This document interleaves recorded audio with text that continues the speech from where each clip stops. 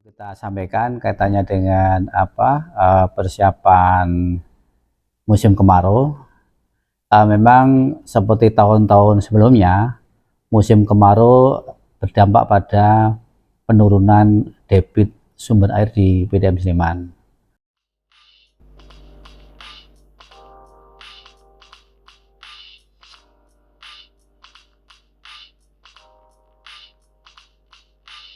Perlu kita sampaikan kaitannya dengan persiapan musim kemarau.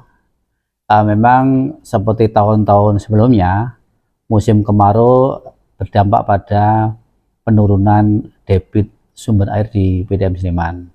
Saat ini kita mempunyai data setiap tahun ketika terjadi musim kemarau turun antara 5-10% dari total debit yang tersedia. Dengan demikian, memang ada upaya-upaya yang kita lakukan untuk mengantisipasi datangnya musim kemarau sehingga layanan kepada masyarakat tetap dapat berjalan dengan lancar. Salah satu yang kami upayakan, yang pertama, kami mengoptimalkan spam regional yang berasal dari Sungai Progo, baik itu dari sistem Bantar maupun sistem Kebon Agung. Ini cukup besar, yaitu yang dari sistem Bantar sebesar 50%, dari Kebon Agung sebesar 100%. Total jumlah debit air yang kami produksi ada 580 liter per detik dengan jumlah pelanggan sebesar 45.000 pelanggan. Harapan kami adalah dengan kita mengoptimalkan spam regional berkaitan dengan penurunan debit air pada musim kemarau, ini akan teratasi karena sesuai pengalaman kami, penurunan 5-10% atau ekuivalen 50 liter per detik dapat tertutup dari pemanfaatan air spam regional, dan mudah-mudahan tentunya aliran kami tetap bisa berjalan dengan baik. Seperti kita ketahui dari PDAM Tirta Sembada ini kan merupakan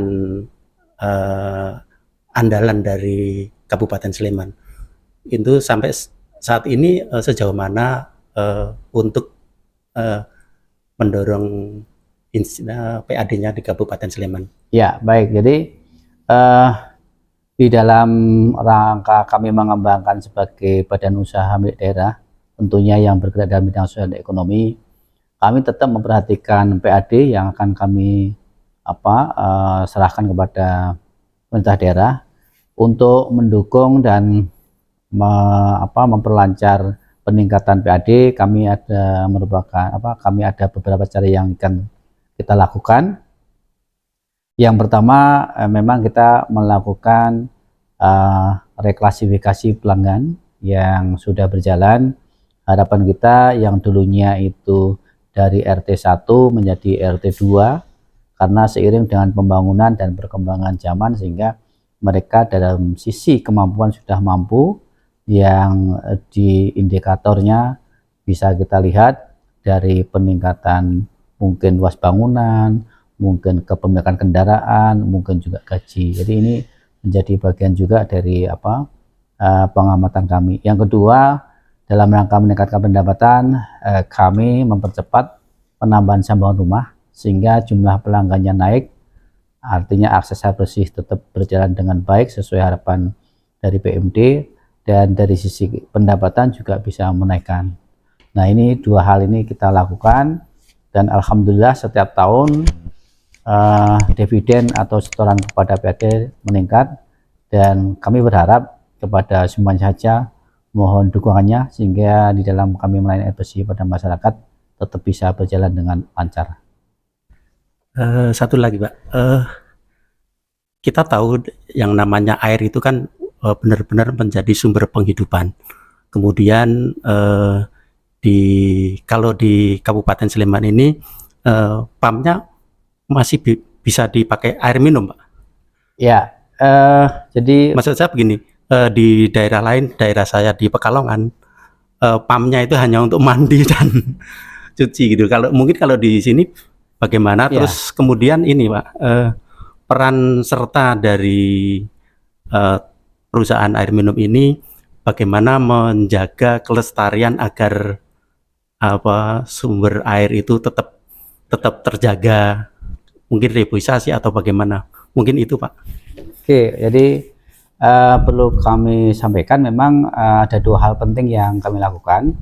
Yang pertama, bagaimana PDAM itu tetap bisa menjaga kualitasnya sehingga ketika keran dibuka itu bisa siap minum. Nah, kami memang menerapkan beberapa regulasi dan sekaligus sistem, karena di Permenkes sudah diatur bahwa air minum itu harus memenuhi syarat 26 indikator, hingga kami dari 26 indikator yang disyarat oleh Permenkes kami penuhi.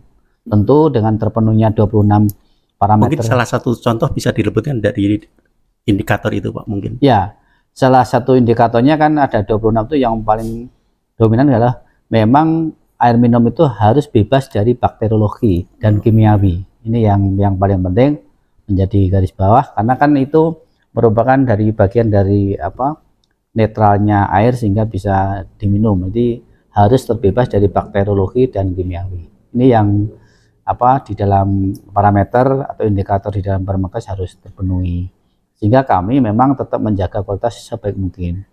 Yang kedua, kami memang sepakat dengan apa yang disampaikan dinas-dinas terkait.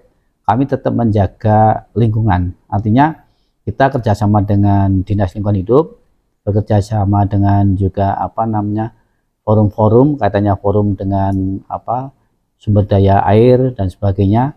Nah, kami memang selama ini untuk tetap menjaga kelestarian air, kita ikut bersama-sama melalui CSR kita, melakukan penanaman pohon, ikut menjaga kelestarian atau kebersihan sungai, dan tentunya juga kita melakukan sosialisasi edukasi kepada masyarakat bahwa air itu harus dijaga bersama-sama supaya tetap lestari dan berkesinambungan. Kalau di Tirta Sembada ini yang diambil dari air sumber ya Pak? Ya, kalau Tirta Sembada belum mengolah dari waduk atau apa? Ya, Tirta Sembada ada beberapa sumber air yang digunakan. Yang pertama dari mata air, dari umbul waton. Yang kedua dari air permukaan, itu dari sungai. Yang ketiga juga dari sumur. Semuanya tentu harus kita lakukan treatment atau lakukan instalasi pengolahan supaya betul-betul air itu bisa terjamin mutunya sesuai yang disyaratkan dalam Permenkes. Yang terakhir Pak, harapan ke depan untuk masyarakat Sleman khususnya dan masyarakat Daerah Istimewa Yogyakarta secara umum. Ya, kami memang berharap kepada masyarakat Sleman khususnya dan masyarakat Daerah Istimewa Yogyakarta umumnya, air ini adalah milik kita bersama, tentu harus kita jaga bersama-sama. Baik itu dari sisi ketersediaannya melalui penanaman pohon supaya tidak terjadi pengurangan dan sebagainya, termasuk juga menjaga kualitas dengan menjaga sumber-sumber air dari sampah, dari limbah yang bisa mengotori atau bisa terkontaminasinya air itu menjadi tidak sehat. Sekali lagi ya, kami mohon kerjasamanya semuanya, baik itu lintas OPD, masyarakat, mungkin organisasi-organisasi lembaga masyarakat sosial dan masyarakat di desa, bersama-sama menjaga air, bahwa air itu untuk kehidupan kita semua.